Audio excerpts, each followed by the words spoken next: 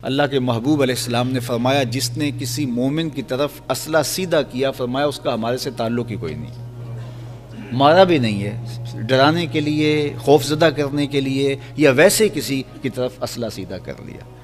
یہ بعض کا چھوٹے بچے ہوتے ہیں اور وہ پستولیں، نقلی پستولیں لے کے یوں چلا رہے ہوتے ہیں، تو بعض کا ماں باپ خوش ہو رہے ہوتے ہیں کہ یہ بچہ کھیل رہا ہے۔ بچوں کی وہاں نفی کرنی چاہیے، اگرچہ وہ نقلی اسلحہ ہے تو وہ کسی کی طرف سیدھا کرنا اور وہ لکڑی کی گولی بھی کسی کو مارنا، تو یہ ٹریننگ ہے کسی کی طرف اسلحہ تاننے کی۔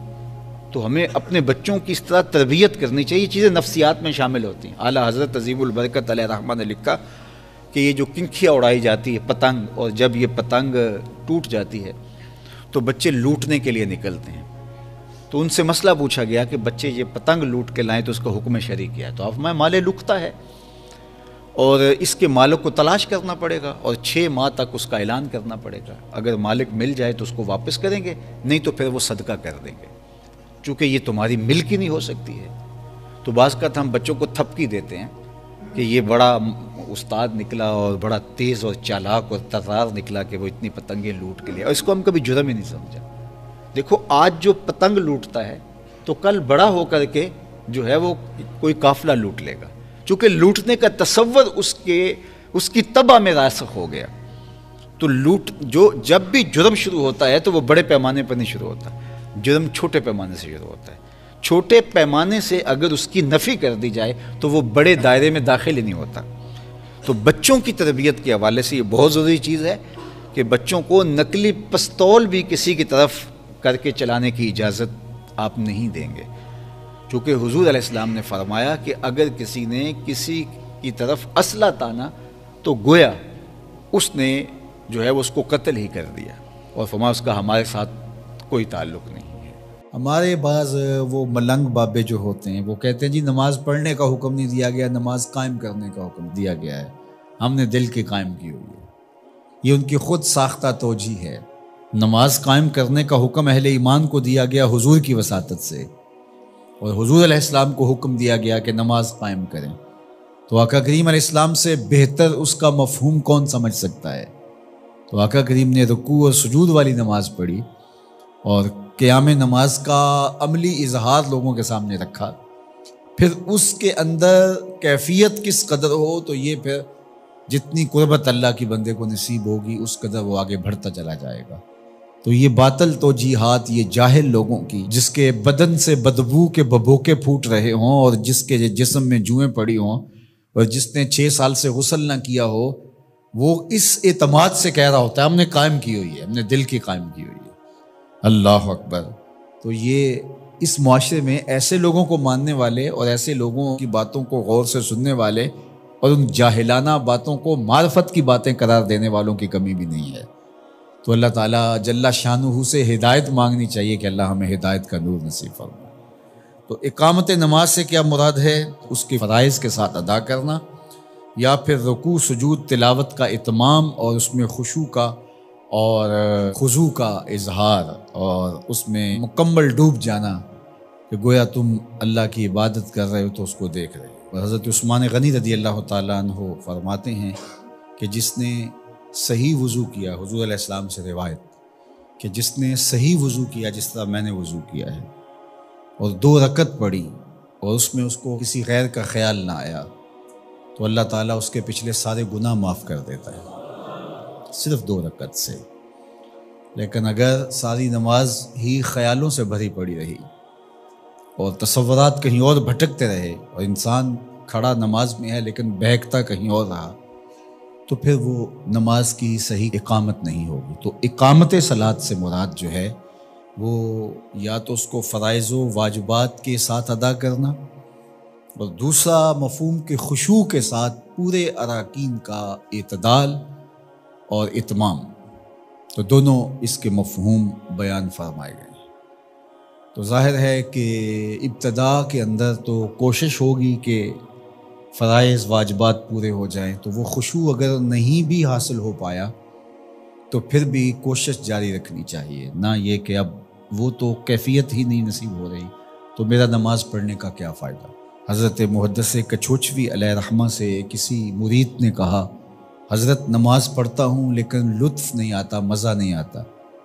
تو آپ نے اسے سوالیہ انداز میں پوچھا کہ اس کے باوجود بھی پڑھتے ہو؟ اس نے کہا جی وہ تو فرض ہے، پڑھتا تو ہوں۔ تو آپ جھومنے لگے، فرمایا واہ واہ، تمہیں مزہ نہیں آتا پھر بھی پڑھتے ہو؟ اس کا مطلب ہے تم مزے کے لیے نہیں، اللہ کے لیے پڑھ رہے ہو۔ تو اگر لطف آ جائے، وہ کیفیت، وہ حظ، وہ تو بہت بڑی بات ہے، لیکن اگر نہیں بھی ہے تو اس کا فریضہ تو ہے اس کی طرف سے جو عائد ہوتا ہے۔ تو وہ شکل بنا کے تو کھڑے ہوں، وہ صورت بنا کے تو کھڑے ہوں، تو کسی دن وہ کیفیت بھی پیدا ہو جائے گی۔ خورش دے بدر را جو کب کو حمام، کہ یک روز افتد ہمائے بدام۔ سعدی شیرازی فرماتے ہیں کہ دانے ڈالتا رہے، چوغا ڈالتا رہے، کبھی کبوتر آئے گا، کبھی کوا آئے گا، کبھی کوئی اور فاختہ آ جائے گی، لیکن کسی دن وہ بھی آ جائے گا جس کے لیے تم یہ سب کچھ کر رہے ہو۔ تو اس لیے محنت کو جاری رکھو، کوشش کرتے رہو، تو ایک دن انشاءاللہ اس کیفیت میں بھی چلے جاؤ گے۔ دروازہ کھٹکھٹانا چھوڑنا نہیں ہے، دستک دیتے رہو، کبھی تو بوا کھلے گا نا، کبھی تو آواز آئے گی کھلا ہے دروازہ، آ جاؤ اندر، پھر اندر سرور کی وادی ہوگی، کیف کا جہاں آباد ہوگا۔ اور آقا کریم نے ہمارے لیے آسانی پیدا فرما دی کہ اللہ کی عبادت اس طرح کرو کہ گویا تم اسے دیکھ رہے ہو، اور اگر یہ نہیں تو کم از کم یہ کیفیت تو ہو کہ وہ تمہیں دیکھ رہا ہے۔ تو اپنی اپنی کیفیت ہوتی ہے، بہرحال نماز کو ترک نہیں کرنا، بھرپور کوشش ہو کہ خشوع و خضوع کے ساتھ نصیب ہو۔ تو نماز کی اقامت کا یہی مفہوم ہے۔ اپنی امت کو وصیت کرتے ہوئے فرمایا سددو، کہ تم میانہ روی اختیار کرو، تم اعتدال کی راہوں پہ گامزن رہو۔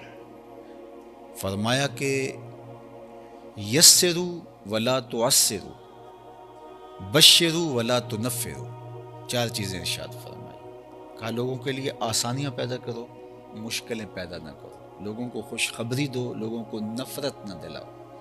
حضرت ابو مسعود انصاری رضی اللہ تعالیٰ عنہ فرماتے ہیں کہ مدینۃ المنورہ میں ایک امام صاحب تھے جو بہت لمبی قرات کرتے تھے، تو ایک صحابی حضور کی خدمت میں ان کی شکایت لے کر آئے اور کہا کہ حضور ہمارا امام بہت لمبی قرات کرتا ہے، اور اگر یہ سلسلہ یوں جاری رہتا ہے تو میں جماعت سے نماز نہیں پڑھ پاؤں گا۔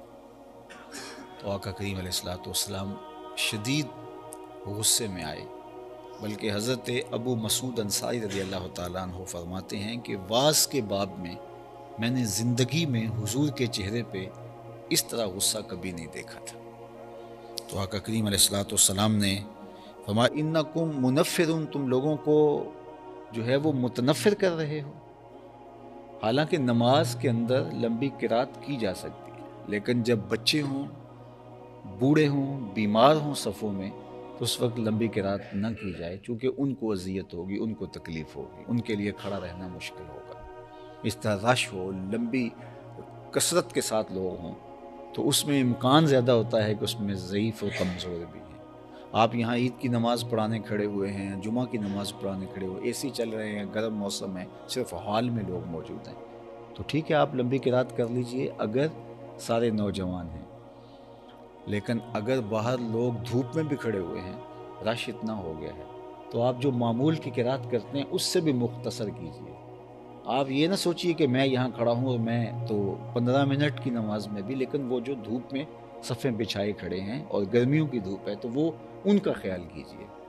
اللہ کے محبوب علیہ السلام نماز میں قرات اعتدال کے ساتھ ہی فرماتے، لیکن کبھی ایسا ہوتا کہ خواتین جب آتی تو ان کے ساتھ بچے بھی ہوتے، تو وہ پیچھے بٹھا کر کے بچوں کو، تو صفوں میں نماز کے لیے جب کھڑی ہوتی تو کوئی بچہ رونے لگتا تو ماں کا دل اس کی طرف مائل ہونے لگتا، تو آقا کریم قرات مختصر فرما دیتے کہ ماں کے دل میں بچے کا خیال آ رہا ہے اور اس کو بچے کی بے چینی ہو رہی ہے۔ تو یہ ہمارا دین ہے۔ ہم کہتے ہیں نہیں آپ جو مرضی کریں، ہم تو ایسے ہی کریں گے، تو یہ لوگوں کو متنفر کرنے والی بات ہے، لوگوں کو دور کرنے والی بات ہے۔